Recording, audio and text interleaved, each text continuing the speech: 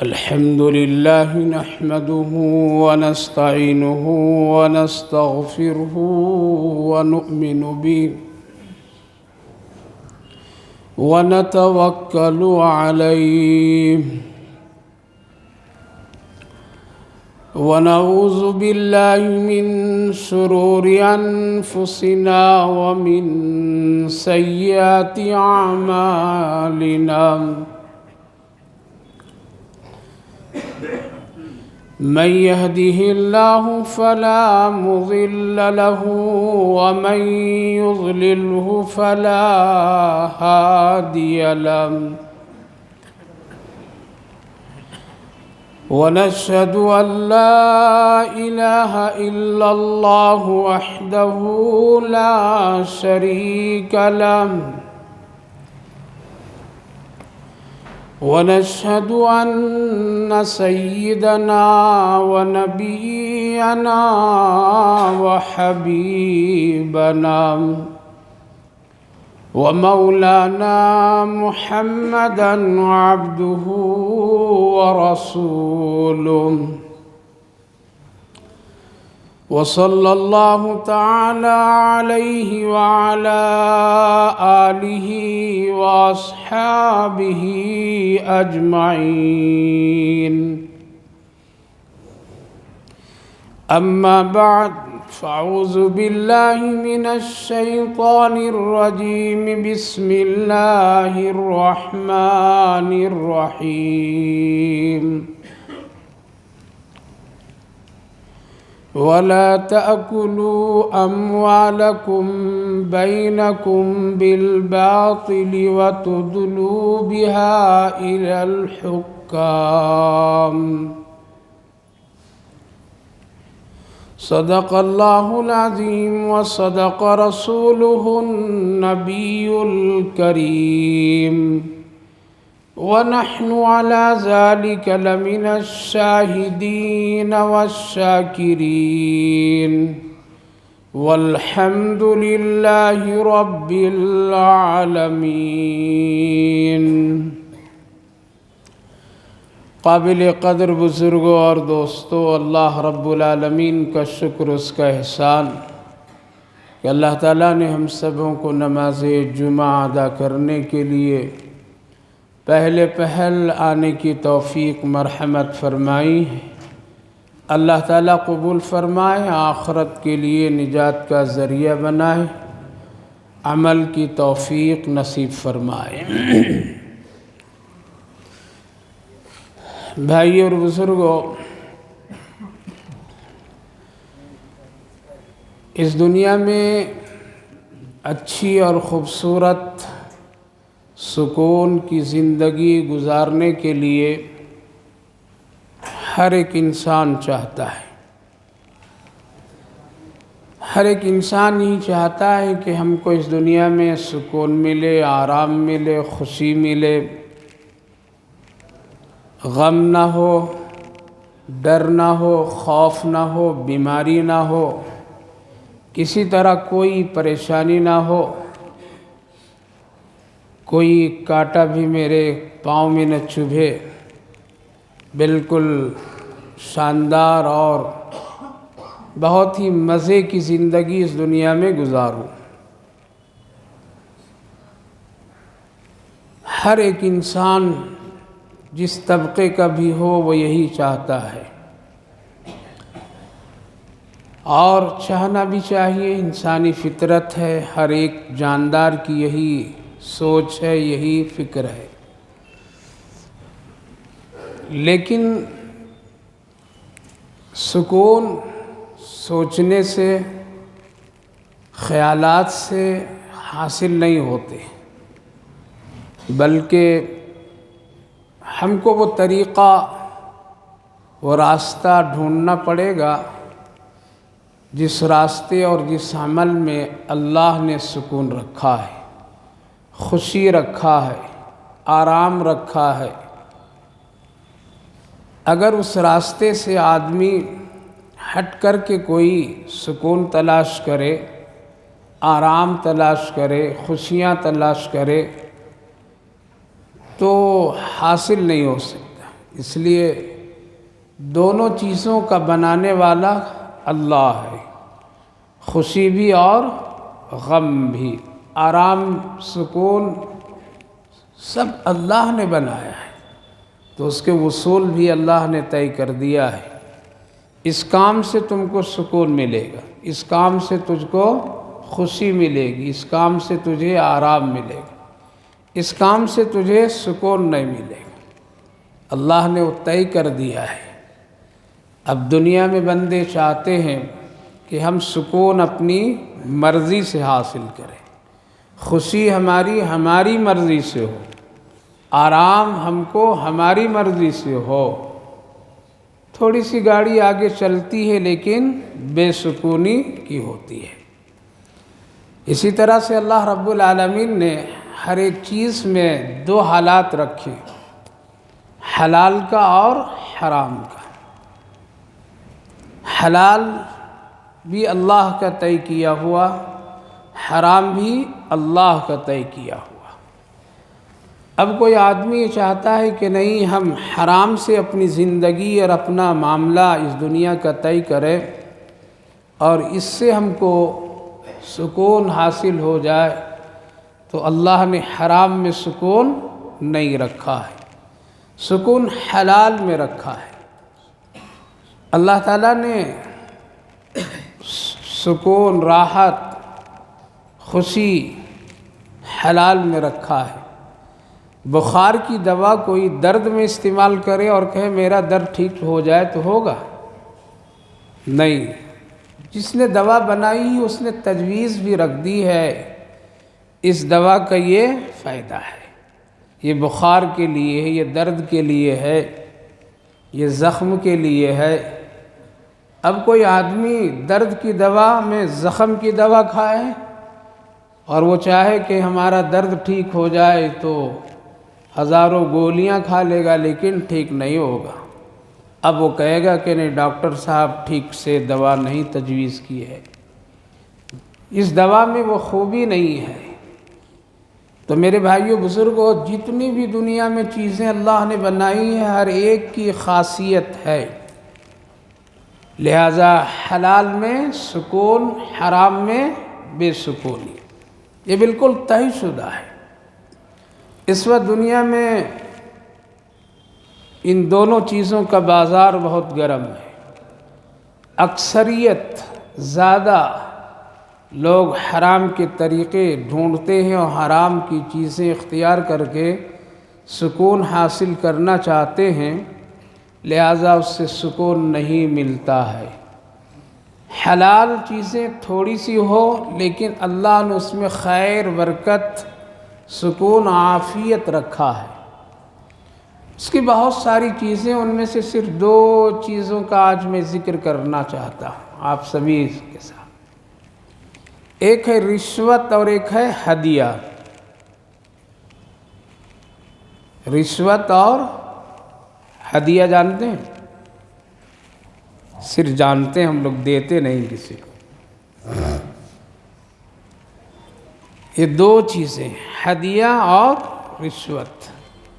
اس زمانے میں لوگ رشوت کو ہدیہ بنا دیے، رشوت کو ہدیہ سمجھ کر کے لوگ دیتے ہیں اور لوگ لے رہے ہیں، لیکن دونوں کا الگ الگ طریقہ ہے، الگ الگ خاصیت ہے، الگ الگ اس کے اثرات ہیں۔ ہدیہ کسی کو دینا، یہ نبی پاک علیہ الصلاۃ اور حضرات انبیاء علیہ الصلاۃ کی سنت ہے۔ آقا کریم صلی اللہ علیہ وسلم نے ارشاد فرمایا، ہدیہ آپس میں دیا لیا کرو، اس سے تمہارے دلوں میں محبت، ایک دوسرے کی عزت و قدر، اور یہ بہت ہی پاکیزہ چیز ہے۔ ہدیہ پاکیزہ چیز ہے، حلال چیز ہے۔ اللہ کے رسول صلی اللہ علیہ وسلم بھی لیتے تھے اور آپ دیتے بھی تھے۔ آپ کے صحابہ کرام رضوان اللہ عنہم اجمعین کا عمل بھی رہا، ہر دور ہر زمانے میں اکابر و اسلاف کا یہ طریقہ رہا، ہدیہ لینا اور دینا۔ کسی خوشی کے موقع پر، کسی خوشی کے پیغام پر بھی لوگ ہدیہ لیا کرتے تھے۔ کوئی کسی کو کوئی خوشخبری سنا دے، کوئی خوشی کا پیغام دے دے، کوئی کسی کو کسی کام سے خوشی پہنچا دے، تو ایسے موقع پر خوش ہونے والا آدمی کیا کرتا؟ ہدیہ دیتا تھا، اس کا ایک خوشی سے ایک تحفہ دیتا تھا جس کو کہتے ہیں۔ یہ لینا دینا جائز ہے، صحیح ہے، لیکن بعض جگہوں پر یہ ناجائز اور حرام ہو جاتا ہے۔ ہدیہ حلال ہے، لیکن بعض موقع پر، بعض حالات میں یہ لینا دینا ناجائز اور حرام ہو جاتا ہے۔ شریعت میں اس کو منع کیا گیا ہے۔ ایسے حالات میں ہدیہ کا دینا بھی لینا بھی دونوں جائز نہیں۔ وہ کچھ ایسے موقع ہیں، خاص کر نبی کریم علیہ السلام نے حاکموں کے لیے، فیصلہ کرنے والوں کے لیے، عدالت کی کرسی پر بیٹھنے والوں کے لیے آپ نے منع فرمایا ہے، ان کے لیے ہدیہ صحیح نہیں ہے، ان کے لیے ہدیہ لینا دینا دونوں جائز نہیں، کیونکہ یہ ایسے مقام پر ہیں جہاں پر عدل و انصاف میں تزلزل آ سکتا ہے، نفس بھٹک سکتا ہے، ہدیے کے پیچھے کوئی اور غیر غلط فیصلے ہو سکتے ہیں، انصاف کا خون ہو سکتا ہے۔ اس لیے خاص کر جو عدالت کی کرسیوں پر ہوتے ہوں، یا ذمہ دار قسم کے لوگ ہوتے ہوں، لیڈر قسم کے لوگ ہوتے ہیں، جن کا تعلق عوام اور پبلک سے ہے، جن کے دکھ درد اور فیصلے لوگ سنتے ہوں، فیصلے کرتے ہوں، ایسے لوگوں کے لیے ہدیہ لینا اور دینا دونوں جائز نہیں ہے۔ اس کے پیچھے گناہ کا راستہ ہے، اس کے پیچھے ناانصافی کا ایک شبہ ہے، اس لیے آقا کریم صلی اللہ علیہ وسلم نے منع فرمایا۔ خاص کر حضرت امیر المومنین عمر فاروق رضی اللہ عنہ بہت ہی سختی کے ساتھ اس پر عمل فرماتے تھے۔ آپ کسی کو بھی کسی عہدے کی ذمہ داری دیتے تھے، قضا، فیصلے، گورنر یہ سب بناتے تھے، تو آپ کی طرف سے ایک سخت شرطیں ہوتی تھی، 3 چیزوں۔ ایک تو یہ ہے کہ تم ہدیہ لینا دینا نہیں کرنا، نہ دینا بھی نہ لینا بھی، جبکہ یہ سنت ہے، لیکن کبھی کبھی جائز چیزیں کسی گناہ کے خطرے کی وجہ سے چھوڑنا جائز ہے، لہذا تم ہدیہ لینا دینا نہیں کرنا۔ باریک اور نزاکت پسند کپڑے مت پہننا، قیمتی گھوڑے پر سواری مت کرنا، باریک آٹے کی روٹی مت کھانا۔ یہ تینوں چاروں چیزیں جائز ہے، لیکن ایک حاکم، ایک قاضی اور ایک فیصلہ کرنے والے ذمہ دار کے لیے حضرت عمر رضی اللہ عنہ سختی سے لاگو فرماتے تھے۔ باریک آٹے کی روٹی مت کھانا، قیمتی گھوڑے، سرخ گھوڑے پر، اچھی نسل کے گھوڑوں پر سواری مت کرنا، نزاکت پسند باریک دھاگوں کے کپڑے بھی نہیں پہننا، اور ہدیہ لینا دینا مت کرنا۔ علماء محدثین لکھتے ہیں کہ ان 3-4 چیزوں کی حکمت یہ تھی کہ اگر یہ ہدیہ لینا دینا کرے گا تو کبھی عدل و انصاف کا مسئلہ خطرے میں آ سکتا ہے، اور یہ تجربہ خود حضرت امیر المومنین عمر فاروق رضی اللہ عنہ کا تھا کہ مدینہ طیبہ کی بازار میں ایک شخص مہینے میں 1 مرتبہ اونٹ ذبح کیا کرتا تھا اور اس کا گوشت بیچا کرتا تھا، لیکن ایک ران حضرت امیر المومنین عمر فاروق رضی اللہ عنہ کو بطور ہدیہ بھیجا کرتا تھا۔ آپ اس کو قبول کرتے تھے، خود بھی استعمال کرتے تھے، دوستوں کو دیتے تھے، لوگوں کو، ضرورت مندوں کو بھی دے دیتے تھے۔ ایک مرتبہ اس کا ایک مقدمہ حضرت امیر المومنین رضی اللہ عنہ کی خدمت میں آیا۔ جب وہ پہنچا ہے تو حضرت عمر رضی اللہ عنہ کو دیکھ کر کے اس نے دور سے کہا کہ امیر المومنین آپ ہم کو پہچانتے ہیں، میں کون ہوں؟ حضرت امیر المومنین عمر فاروق رضی اللہ عنہ ذرا توقف کیے، دیر کیے بتانے میں۔ تو وہ شخص یوں کہا کہ میں وہی ہوں، اس طرح اشارہ کیا، میں وہ ہوں، مطلب وہ اونٹ کا ران جو دیتا ہوں نا وہ میں ہوں۔ دیکھا وہ اب فائدہ اٹھانا چاہ رہا ہے، میں وہ ہوں، یعنی جو اس اونٹ کے ران آپ کو ہدیہ کیا کرتا وہ شخص ہے آج آپ کی عدالت میں۔ مطلب یہ ہے کہ ذرا فیصلے میں میرا خاص خیال رکھیے گا، اگر میں غلط ہوں تب بھی آپ صحیح کر دیجئے گا۔ یہی مطلب اس کا ایک دل کے کیفیت۔ حضرت امیر المومنین کہا ٹھیک ہے، لیکن فیصلہ اس کے خلاف گیا، مقدمہ وہ ہار گیا۔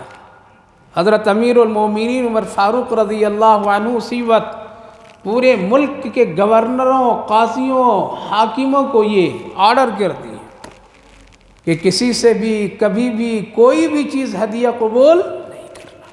یہ تلخ تجربہ ہے، لہذا ہدیہ تو ایک بہت اچھی چیز ہے، دینا لینا چاہیے، آپس میں محبتیں بڑھتی ہے، خوشی کا کوئی پیغام دے دے اس کو بھی دینا لینا چاہیے۔ یہ نبی کی سنت ہے، آقا کی سنت ہے، ہمارے بزرگوں کی سنت ہے، صحابہ کی سنت ہے۔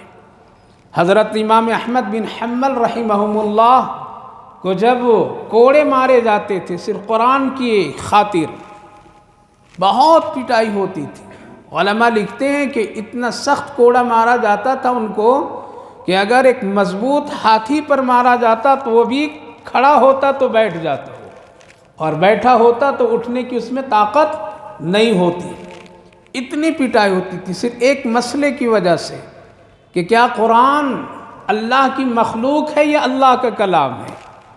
حضرت امام احمد بن حنبل رحمہ اللہ فرماتے تھے کہ قرآن اللہ کا کلام ہے، اللہ کی مخلوق نہیں ہے۔ فرق کیا؟ فرق یہ ہے کہ اگر اللہ کی مخلوق قرآن کو مانیں گے تو جس طرح زمین، آسمان، دنیا کی ساری چیزیں فنا ہو جائے گی، اسی طرح قرآن بھی فنا ہو جائے گا۔ اور اگر اللہ کا کلام مانیں گے تو اس کا مقصد مطلب یہ ہے کہ جس طرح اللہ ہمیشہ سے ہے اس کا کلام بھی ہمیشہ سے رہے گا۔ اتنی سی وجہ سے وہ پٹائی کھا رہے تھے۔ ہم لوگ تو پورا قرآن بدل دیں پھر بھی کوئی غم نہیں ہوتا ہے، دل میں کبھی دکھ نہیں ہوتا ہے، دل میں کبھی اس کے احساس تک نہیں ہوتا ہے۔ پٹائی کھاتے تھے، خوب مارا جاتا، لیکن قرآن پڑھتے رہتے تھے۔ آقا کریم صلی اللہ علیہ وسلم حضرت امام شافعی علیہ الرحمہ کو خواب میں حکم فرمایا، اے امام شافعی، امام احمد بن حنبل کو میرا سلام کہہ دو اور کہہ دو صبر کے ساتھ، استقامت کے ساتھ وہ رہے۔ حضرت امام شافعی علیہ الرحمہ فوراً بھاگ ایک شاگرد کو تیار کیے، گھوڑا دیے، جاؤ جلدی سے جا کر کے قید خانے میں سلام پیش کر کے آؤ۔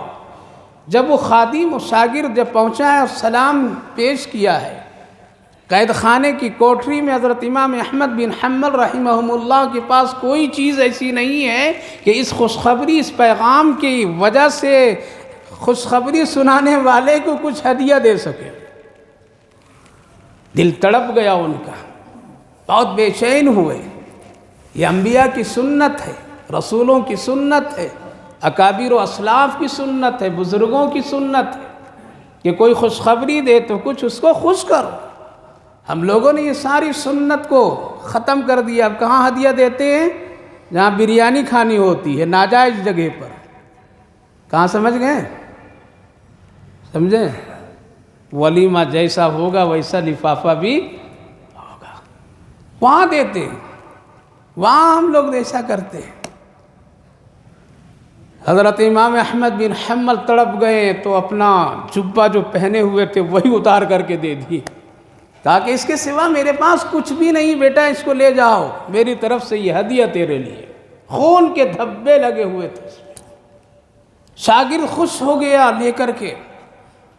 حضرت امام شافعی علیہ الرحمہ کی خدمت میں جب پہنچا، روداد حالات سنائے تو پوچھے انہوں نے کہ کچھ دیا ہے انہوں نے اس خوشخبری، اس پیغام پر؟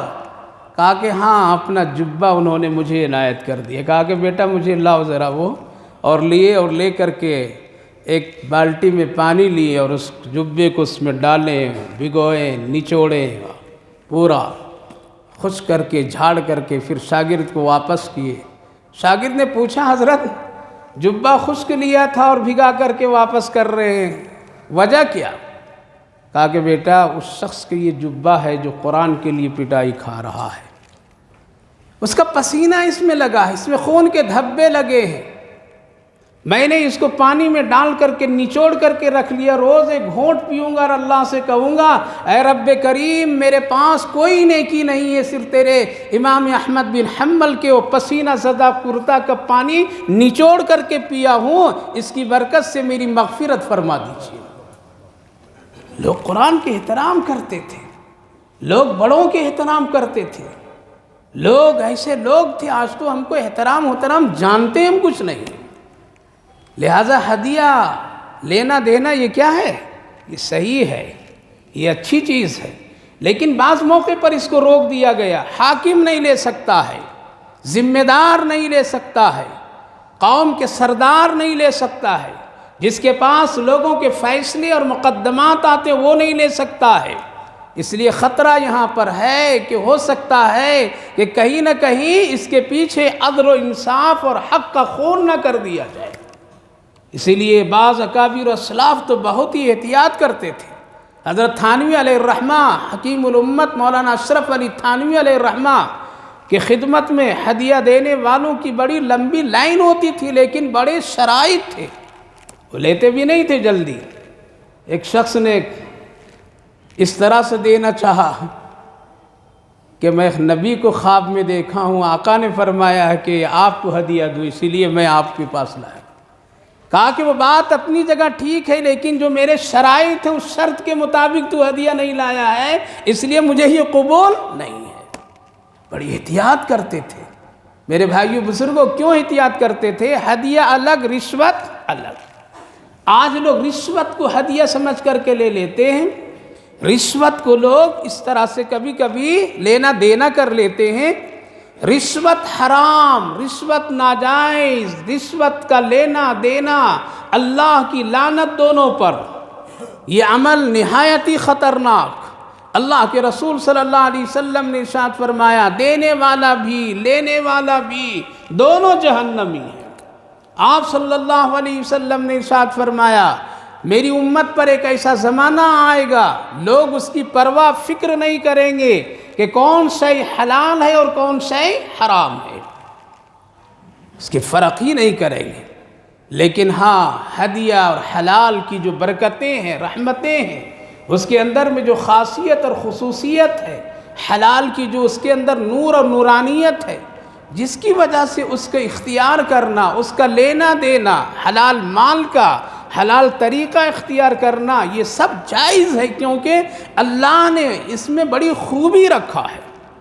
حلال میں اللہ رب العالمین نے خوشیاں رکھا ہے، سکون رکھا ہے، عبادت کی لذتیں رکھا ہے، عبادت کی شوق رکھا ہے، عبادت کا اس کے اندر میں ایک جذبہ رکھا ہے، آخرت کی فکریں رکھا ہے، محبت رکھا ہے۔ یہ ساری خوبیاں ہیں حلال روزی اور رزق اور حلال طریقے میں۔ اس سے عبادت کے اندر ایک ایسی کیفیت ہوتی ہے کہ بندہ کتنا بھی پریشان ہو، لیکن جب یہ بات آتی ہے عبادت کی اور اللہ کی، تو اس کے سامنے سارا مسئلہ آسان ہو جاتا ہے۔ اسی لیے فرمایا گیا حلال کی ایک بڑی پہچان ہے، تم حلال کھا رہے ہو یا حرام کھا رہے ہو، تیری زندگی یعنی تیرے لقمے میں حلال آ رہا یا حرام آ رہا، اس کی یہ پہچان ہے کہ نیکی کرنے میں اگر تم کاہل ہو، نیکی کرنے میں تجھے سستی ہو رہی ہے، نیکی کرنے میں بے رغبتی ہو رہی ہے، نیکی کرنے میں تیرا دل نہیں لگ رہا ہے، نیکی کرنے میں تجھے شوق نہیں بڑھ رہا ہے، تو سمجھ لو تیرے لقمے میں کہیں نہ کہیں حرام کی ملاوٹ ہے۔ یہی علامت ہے۔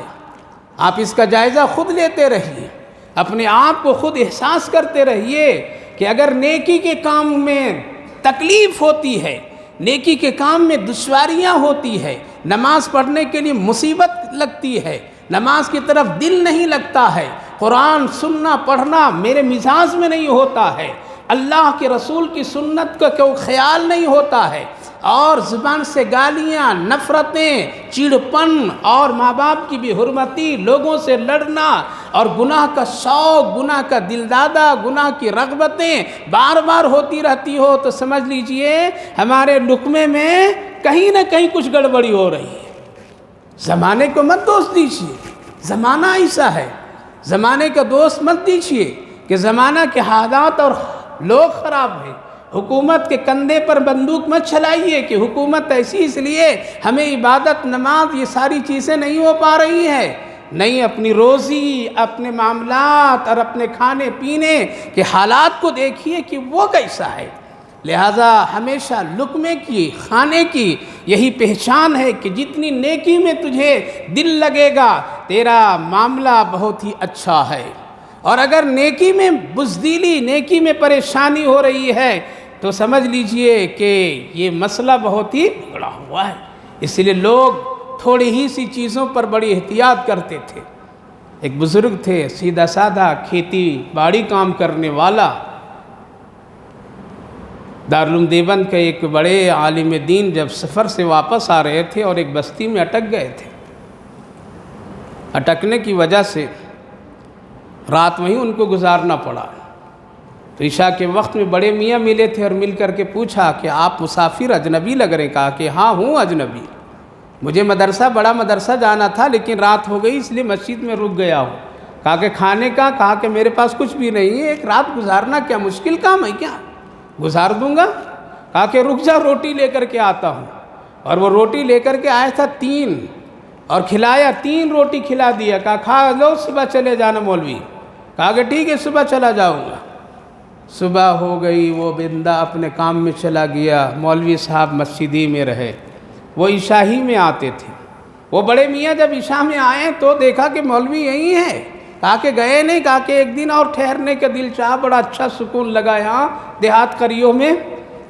کہا کہ کھانا؟ کہا کہ نہیں ہے، آج بھی، کل جو اللہ کھلائے آج بھی کھلا دے گا۔ کہا کہ رکو لاتا ہوں روٹی۔ آج 2 روٹی لایا۔ کہا کہ صبح چلے جانا۔ کہا کہ ٹھیک ہے، لیکن صبح بھی نہیں گئے وہ۔ شام کو پھر بڑے میاں واپس آئے مسجد میں تو دیکھیں مولوی صاحب پڑے ہوئے۔ کہا گئے نہیں؟ کہا کہ ایک دن اور ٹھہرنے کے دل چاہ رہا ہے۔ کہا کہ رک جا، آج بھی کھانا لا دیتا ہوں تیرا، 1 روٹی آج لایا۔ کہا کہ صبح چلے جانا۔ کہا کہ ہاں چلا جاؤں گا۔ بڑے میاں فجر کی نماز ساتھ پڑھیں اور ہاتھ پکڑ کے کہا چل نکل جاؤ۔ کہا کہ نہیں، رہنے دو مجھے۔ کہا کہ چلو یہاں سے چلے جاؤ۔ 3 دن مہمان نوازی، زیادہ نہیں۔ ضد کرنے لگے تو کہا کہ آپ کیوں ضد کرتے ہیں؟ آپ سے روٹی تو نہیں مانگتا ہوں، آپ خوشی سے لا کے مجھے کھلا رہے، کھا رہا ہوں۔ کہا کہ تم پھر یہاں رہنے کی اتنی کوشش کیوں کر رہا ہے؟ تمہارا تو کوئی رشتہ دار نہیں گاؤں گھر میں، پھر بھی رہنے کی اتنا کیا وجہ؟ کہا کہ وجہ یہ ہے تیری روٹی کھایا نا، ایک رات تو 3 مرتبہ رسول اللہ کی زیارت ہوئی ہے، اور رات بھر عبادت میں لذت محسوس ہوئی ہے۔ دوسرے دن 2 روٹی کھایا تو 2 مرتبہ رسول اللہ کی زیارت ہوئی اور خوب عبادت کیا۔ رات میں 1 کھلایا تھا تو 1 ہی زیارت ہوئی اور خوب عبادت کی۔ اللہ اکبر، دم دم کھاتے ہم لوگ، فجر کی نماز نہیں، قرآن نہیں، کچھ بھی نہیں، کہتے ہو کہ مسلمان۔ اس لیے سوچا اگر تیرے گھر کی ایک ٹکڑا بھی مجھے مل جائے تو کھاتا رہوں اور اللہ کی عبادت رات بھر کرتا رہوں، نبی کی زیارت نصیب ہو رہی۔ سوچئے جس کی روٹی کھانے والا، روٹی کھا کر کے جس کو زیارت 3 مرتبہ ہو جائے تو جس کی روٹی ہے اس کا حال کیا ہوگا؟ کہا کہ اس لیے بھیج رہا ہوں کہ 3 دن سے ہم لوگ بھوکے ہیں، ہمارے پاس حلال روزی 3 ہی روٹی کی میں کماتا ہوں، 1 روٹی بیوی، 1 روٹی میری، 1 روٹی بچہ۔ پہلے رات میں تینوں نے کھلایا، دوسری رات میں بچے بھوکے جس کی وجہ سے اس کی روٹی اس کو، اپنی روٹی بیوی کی روٹی کھلایا، تیسری رات میں بیوی بھی پریشان ہو گئی تو اس کی روٹی اس کو دے دیا، اور میں 3 رات سے بھوکا ہوں اور تجھے 1 روٹی دے دیا۔ اب اگر 4تھی رات تم رک گیا تو میرا دل نہیں چاہے گا کہ ایک عالم دین میرے مسجد میں بھوکا رہ جائے اور میں کھا کر کے سو جاؤں، اس لیے مجھے پھر کھلانا پڑتا، لیکن بھوک کی وجہ سے میری بھی ہمت کمزور ہو گئی ہے، اس لیے میں بھیجنا چاہ رہا ہوں۔ میرے بھائیو بزرگوں، حلال میں ایک بڑی عزت ہے، آج رشوت دے کر کے آدمی یہ سمجھتا ہے کہ ہم بڑا پاک دامن ہیں، زنا کر لو مقدمہ آ جائے گا، رشوت دے دو لینے والا لے لے گا، آپ گلی میں نکل گئے، اب سمجھ گئے کہ میں بڑا پاک دامن ہوں۔ آپ کسی پر ظلم کیا، کسی کو ستایا، مقدمہ میں پھنسے، جا کر کے رشوت دے دیا، لینے والا لے لیا، آپ بری ہو گئے، آپ سمجھ گئے کہ معاشرے میں ہمارا جیسا اور کوئی نہیں ہے۔ ہاں رشوت بھی دینا چند جگہوں پر جائز ہے، جہاں آپ کا حق اگر صحیح مارا جا رہا ہو اور آپ کے اندر میں وہ صلاحیت ہو اور اس صلاحیت کو نکارا جا رہا ہو اور کسی غیر لوگوں کو وہاں پر جگہ دیا جا رہا ہو، ایسے موقع پر رشوت دینا جائز ہے، لینا جائز کبھی بھی نہیں ہے۔ آپ کا اگر اپنا گھر ہے، اگر کوئی اس پر قبضہ کر رہا ہے اور حاکم ایسا ظالم بیٹھا ہے کہ خطرہ ہے کہ یہ میرے پیپرز اور کاغذ پر غلط فیصلے کر دے گا اور میرا حق کسی اور کو دے دے گا، لیکن اگر کچھ رشوت اس کو دے دوں تو یہ میرے حق میں فیصلہ کر دے گا، شریعت یہ کہتی ہے یہاں تم دے کر کے اپنا حق لے لو، لینے والا گنہگار ہوگا، دینے والا نہیں۔ لیکن دوسرے کا حق مارنے کے لیے رشوت دے دینا، چوری کر کے رشوت دے کر کے بری ہو جانا، زنا کر کے رشوت دے کر کے باعزت بن جانا، قتل کر کے کسی کو آپ قتل کے پیسے کسی رشوت کو دے کر کے آپ شان سے گھومنے لگنا، یہ ساری چیزیں حرام اور ناجائز ہے۔ ایسے لوگوں پر اللہ کی بھی لعنت ہے اور پورے عوام کی بھی لعنت ہے۔ بنی اسرائیل میں ایک شخص گزرا ہے، قرآن کریم کے 19ویں جز سورہ اعراف میں ذکر اللہ نے کیا ہے اور حکم فرمائے میرے محبوب اس قصے کو سناؤ، لہذا اس سنت کے لیے میں بھی سنا رہا ہوں، سنیے غور سے۔ بڑا متقی پرہیزگار آدمی تھا، نام اس کا بعلم بن باورا، متقی پرہیزگار، اللہ نے تقوی سے نوازا تھا۔ اس میں اعظم کی دولت اس کو اللہ نے دی۔ اس میں اعظم کی دولت یہ ہوتی ہے کہ جس کو اللہ یہ دے دیتا ہے تو جو دعا کر دے اللہ قبول کرتا ہے۔ کامیابی کامیابی، ناکامی ناکامی، ہلاک، جو دعا کر دے اللہ کبھی ایسے لوگوں کی دعا رد ہی نہیں کرتا ہے۔ بد دعا کر دے تو بد دعا بھی رد نہیں کرتا ہے۔ بڑے متقی پرہیزگار آدمی، چرچا تھا پورے علاقے میں۔ حضرت موسیٰ علیہ السلام ہے، آپ کی قوم ہے، اسی کے مقابلے میں قوم جبارین، بڑا ظالم قوم تھی جو موسیٰ علیہ السلام کے لوگوں کو ستایا کرتے۔ حضرت موسیٰ علیہ السلام اور آپ کی ساتھیوں نے اس سے جنگ کرنے کے لیے گھر سے نکلے کہ چلو جنگ کریں گے اس سے۔ ان لوگوں کو، قوم جبارین ظالموں کو جب خبر ہوئی تو سیدھے ان کے پاس آئے، اس بزرگ شخصیت کے پاس، کہ آپ ان کے حق میں بد دعا کر دیجئے ورنہ وہ لوگ آئیں گے تو ہم لوگوں کو ختم کر دیں گے۔ اس نے کہا کہ پیغمبر ہے اور پیغمبر کے حق میں بد دعا نہیں کر سکتا ہوں۔ انکار کیا، خوب کیا، نہیں تیار ہوا۔ اس نے کہا کہ اچھا، تو اس کی بیوی کے قریب ہوئے وہ لوگ اور ایک رشوت کے طور پر مال دیا، رشوت پیش کر دیا، یہ رکھ لیجئے۔ عورت بہت کمزور، سیدھے آ گئی، اپنے شوہر کو سمجھائی، روٹی کے لیے مرتے ہو، پریشان رہتے ہیں، اتنی بڑی خطیر رقم مال دے رہا ہے، ہاتھ اٹھا کر کے بد دعا کر دینے میں کیا بگڑ جاتا ہے آپ کا، کر دیجئے، گھر میں خوشیاں ہوگی، بچے خوش رہیں گے، حالات سدھر جائیں گے، اس لیے اتنی بڑی رقم مل رہی ہے، شاندار زندگی گزرے گی، ذرا سا بد دعا کر دینے میں آپ کے بارے میں کون جانے گا۔ لیکن پھر بھی بیچارہ تیار نہیں ہو رہا تھا، اس لیے کہ وہ جانتا تھا کہ پیغمبر کے حق میں بد دعا کرنا ہلاکت کے سوا اور کچھ بھی نہیں ہے۔ اور یاد رکھیے، اگر کوئی کسی کے حق میں بد دعا کرتا ہے یا لعنت بھیجتا ہے، خدا نخواستہ اگر وہ اس کا مستحق نہیں ہے تو وہ لعنت اور بد دعا ٹہلتے گھومتے پھرتے اسی کے قریب میں آ کر کے ڈیرا ڈال دیتے ہیں۔ اگر ہوا تو اس کو، نہ اس کے بچے، نہ اس کے کسی بھی نسل پر وہ چیز لگ جاتی ہے۔ بد دعا بیوی کے کہنے سے کیا کیا، کر دیا۔ حضرت آدم کس کی وجہ سے کھانا کھائے تھے؟ آج بھی لوگ یہی کام ہو رہا ہے، عورتیں ہی سارے گڑبڑ کر رہے ہیں، گھروں میں سمجھاؤ نہیں، دین نہیں بتاؤ تو یہی ہوگا۔ جتنے رسومات سب کون کرتی ہیں؟ عورتیں کرتی ہیں۔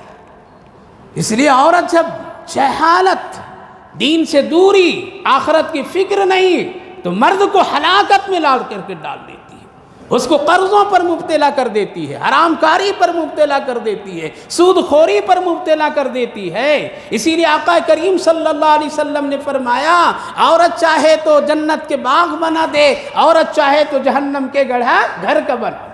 اس لیے میرے بھائی بزرگوں، دین گھروں میں سمجھیے، بتائیے ان کو، سمجھائیے، ورنہ آپ ان کے چکر میں آ کر کے سود خوری، لعنت خوری، رشوت خوری نہ جانے کیا کیا کریں گے۔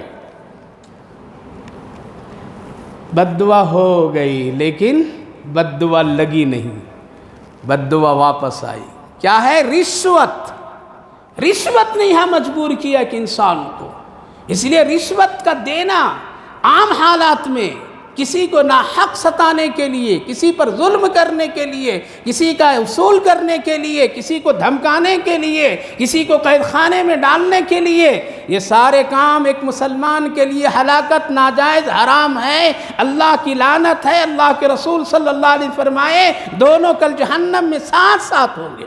اس لیے نہ لیجئے رشوت، رشوت کے ہیرا پھیری مت کیجئے، دینا اگر مجبوری ہو تو علماء سے مسئلہ پوچھ کر کے دیجئے، جہاں جائز کا درجہ دیا گیا ہے، اور اگر ناجائز ہے اپنی سہولت کے لیے، نفس کے پیروی کے لیے، تو ہرگز یہ کام نہیں کیجئے، بلکہ ایسے وقت میں ذرا تقوی بچنے کی کوشش کیجئے، صبر کیجئے، لیکن لینے والا کام تو کبھی بھی نہ کیجئے۔ آج امت کا ایک بڑا طبقہ یہی ہے اور اسی کام میں ملوث ہے۔ کیا ہو گیا؟ بد دعا ہو گئی، لگی نہیں۔ حضرت موسیٰ علیہ السلام چڑھائی کیے، جنگ کیے، کامیاب ہو گئے، لیکن اس کا انجام کیا ہوا؟ جو وہ آدمی جو دعا کرتا تھا اللہ دعا قبول کر لیتا تھا، اللہ رب العالمین اس کی دعا کو کبھی رد نہیں کرتا تھا۔ اس میں اعظم کی اس کو نعمت اللہ نے دی تھی، سب کے سب ختم ہو گیا، اور اس کی حالات یہ ہو گئی کہ زبان باہر نکل کر کے اس کے پیٹ تک کے لمبی ہو گئی باہر، تاکہ لوگوں کو یہ پتہ چلے اس نے ایک اچھے آدمی کے لیے، ایک پیغمبر کے لیے حق کے خلاف اس نے بد دعا کی ہے، اس لیے اللہ نے سزا کے طور پر میں اس کی زبان کیا کر دیا؟ لمبی کر دیا۔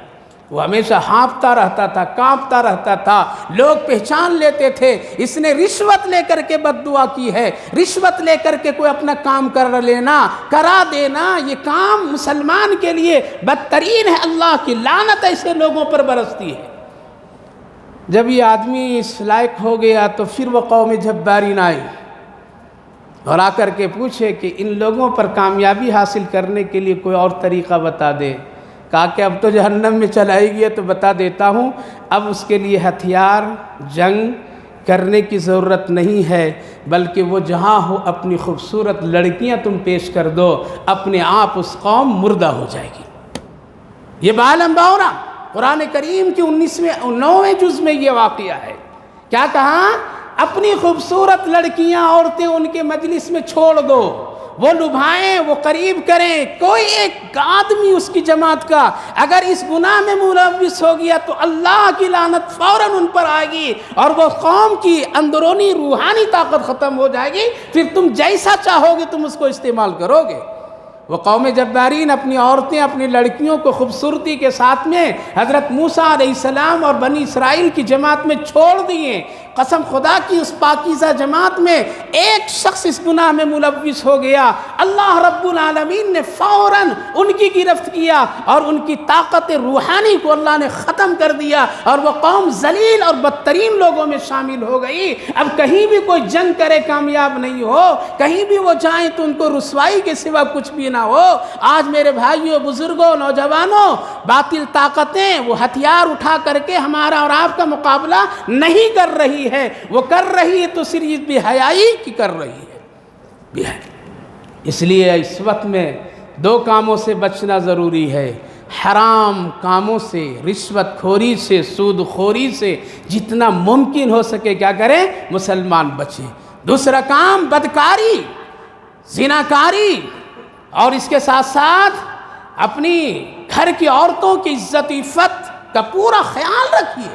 اگر نہیں خیال رکھیں گے اور یہ سمجھیں گے کہ یہ ہونا ہے، زمانہ چل رہا ہم بھی چلیں گے، تو پھر اللہ کی پکڑ ہو رہی ہے اور پکڑے جا رہے ہیں ہم لوگ۔